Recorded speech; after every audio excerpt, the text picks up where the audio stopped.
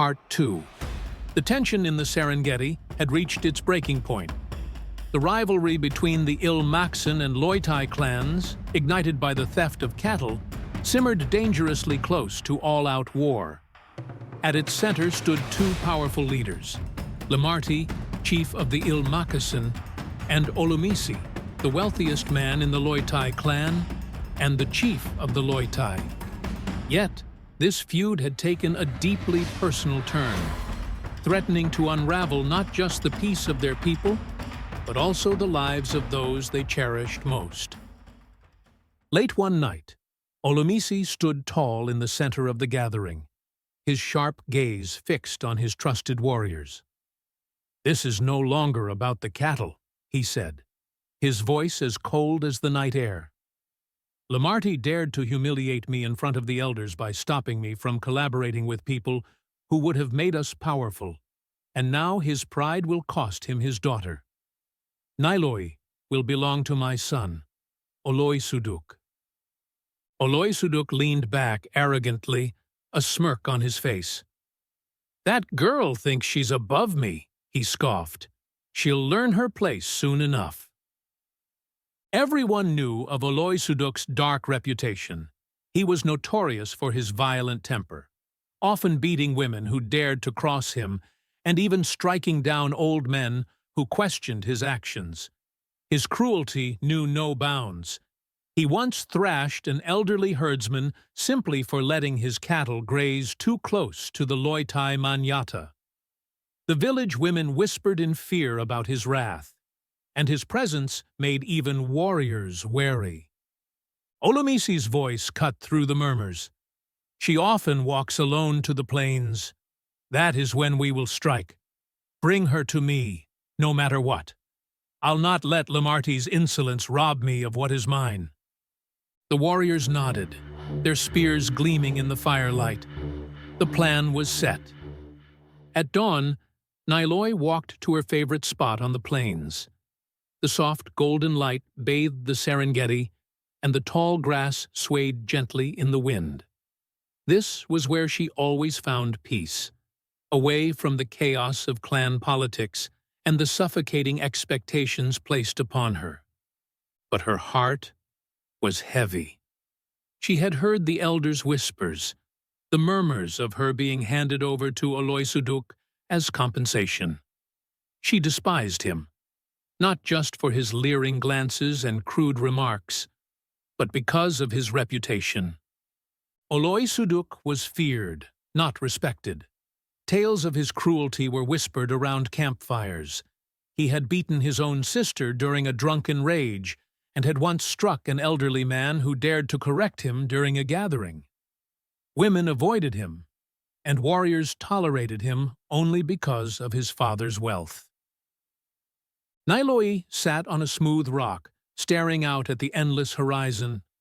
She thought of Ketan, the young warrior she had grown to love despite the taboo of their shared clan. Ketan was kind, brave, and honorable. Everything Oloisuduk was not.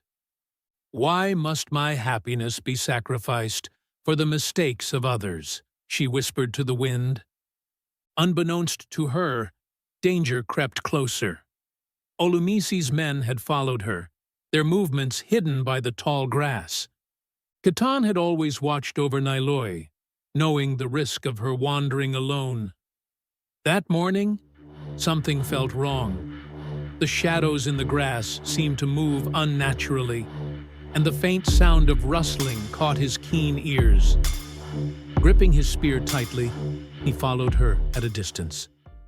When he saw the figures emerging from the grass, his heart raced. "Nailoi!" he shouted, charging forward. The Loitai warriors sprang from their hiding places, their spears raised. Nailoi jumped to her feet, startled. She grabbed a thick branch from the ground as they advanced. Ketan reached her just in time. With a roar, he drove his spear into the ground between her and the attackers. "You'll have to go through me!" he yelled. The fight was fierce. Ketan fought with the ferocity of a lion, striking down one attacker and holding off the others. Nailoi swung her branch with surprising strength, landing blows on those who came too close. The commotion drew the attention of nearby Ilmakasan warriors, who rushed to their aid. Outnumbered, the Loitai men retreated, bruised and defeated. "You're safe now," Ketan said, breathing heavily as he helped Nailoi to her feet. But Nailoi's relief was short-lived. "This isn't over," she said, her voice trembling with a mix of fear and anger. "Olumisi won't stop." When word of the attempted abduction reached Lamarty, he was overcome with rage. In his tent, he paced furiously, his hand gripping his spear so tightly his knuckles turned white. "Olumisi has gone too far," he roared. "First, he demands my daughter, and now he tries to steal her like a thief in the night?" The elders tried to calm him, but Lamarty was beyond reason. He stormed out of his tent and gathered his warriors. "I will end this with my own hands if I must," he shouted. He marched towards the Loitai grazing grounds, his spear ready to strike. The elders and warriors followed, some trying to hold him back. "Lamarty, this will only bring war," one elder pleaded. Lamarty shook his head, his face a mask of determination. "War is already upon us. Do you think Olumisi will stop? Do you think he will back down if we keep talking and pleading? No. He sees every moment of hesitation as weakness. If anything, this war is due to your cowardice. I told you to wait, to let me think of a solution. But you went behind my back and stole from the Loitai. Now my daughter is paying the price for your foolishness." Nailoi, standing at the edge of the gathering, stepped forward, her voice trembling but resolute. "Father, I know you are angry. I know you want to protect me. But this is not the way. If we descend into violence, we are no better than Olumisi." Lamarty's gaze softened as he looked at his daughter, but his anger was still simmering just beneath the surface. "Nailoi, you are my heart. I cannot stand idly by while they try to take you from me." The elder spoke again. "We must think carefully, Lamarty. If you strike now, you risk everything. Let us summon the council. Let us make Olumisi answer for his actions in the proper way. You are all lucky that Nailoi speaks with wisdom beyond her years," Lamarty finally said, his voice low but filled with warning. "For her sake, I will stay my hand. For now. But mark my words. If Olumisi tries anything again, I will not wait for council meetings or deliberations. I will bring him to his knees myself." The next day, under the great acacia tree, the leaders and elders of both clans gathered. Tension hung heavy in the air as Lamarty and Olumisi glared at each other. Nailoi and Ketan stood together, defiant and unyielding. "Your schemes have gone too far, Olumisi," Lamarty said, his voice steady but filled with venom. "You will not take my daughter." Olumisi smirked, but the murmurs of the Loitai elders signaled a shift.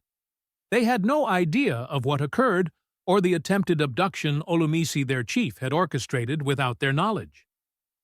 "This feud is destroying us," Nailoi said, her tone resolute. "How many more must suffer because of pride and vengeance? I will not be a pawn in this game. I love Ketan, and I will not marry Oloisuduk."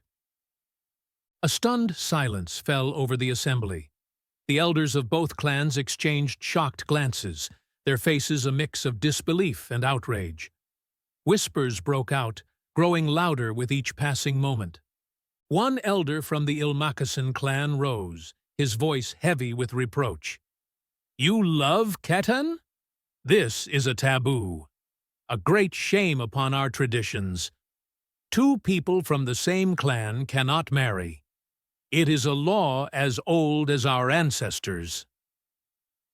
Another elder from the Loi Tai clan nodded in agreement. This is unheard of. The spirits will curse us for allowing such a union. Niloi took a deep breath and stood tall, her gaze unwavering. I respect our traditions, but I cannot follow a law that denies me my happiness. This is not the way of the modern world, where people have the right to choose their own paths. Some laws must be challenged if they no longer serve justice or truth.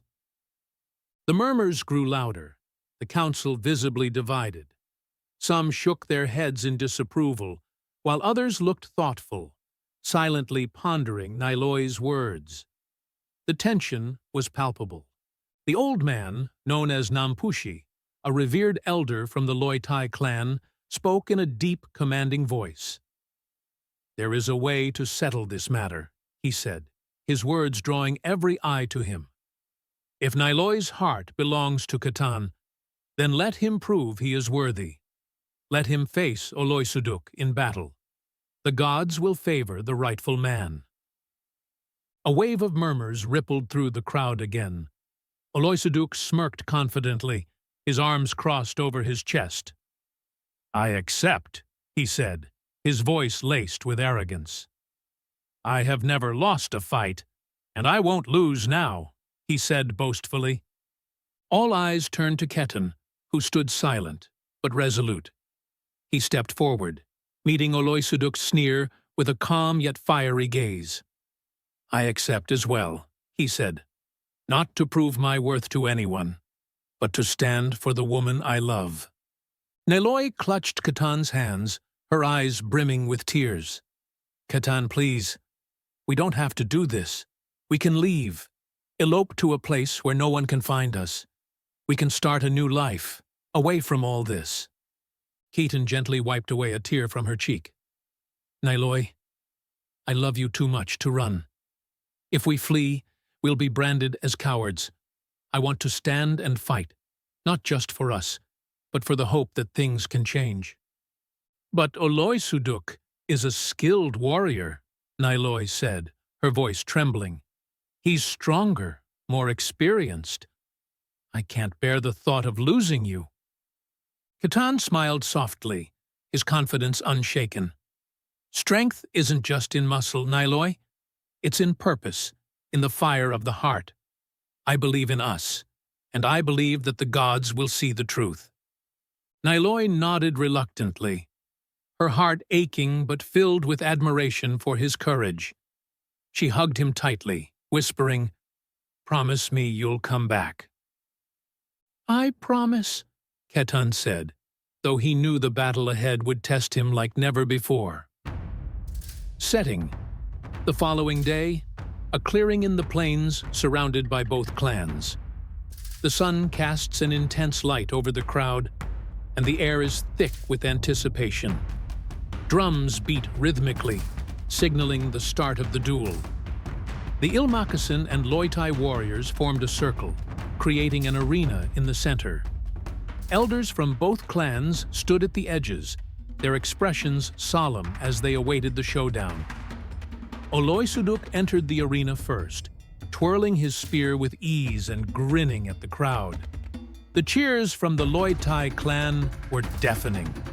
He looked over his shoulder at Ketan, who was quietly preparing at the edge of the arena. Niloi stood near the elders, her heart pounding with fear and anger. She glanced at her father, Lamarti, whose jaw was set in stone-cold silence, while Olumisi, on the other hand, had an evil smirk on his face, for he believed his son Olumisi would win the battle.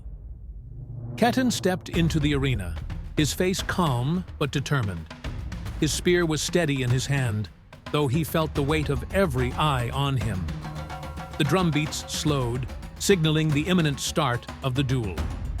The elder officiating the duel stepped forward, his voice ringing out over the crowd. This is a fight not for pride, but for truth and honor. May the gods guide the rightful man to victory. The drums stopped, and the plains fell silent. Niloi held her breath, her fingers digging into the fabric of her cloak. Oloisuduk smirked, his voice carrying across the arena. "Prepare yourself, Khitan. This will be quick." Khitan raised his spear, his voice steady. "We'll see." The elder raised his hand, about to signal the start of the duel. Then, a single clap of thunder echoed across the sky, despite the clear blue heavens above. The clans gasped, unsure of whether it was an omen or a coincidence. And then, the elder's hand dropped. To be continued.